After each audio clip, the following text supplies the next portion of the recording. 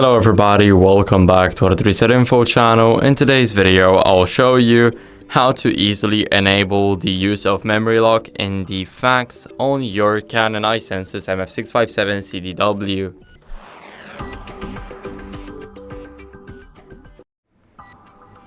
So first, what we want to do is we want to go over to the menu, now select function settings and go over to receive and forward.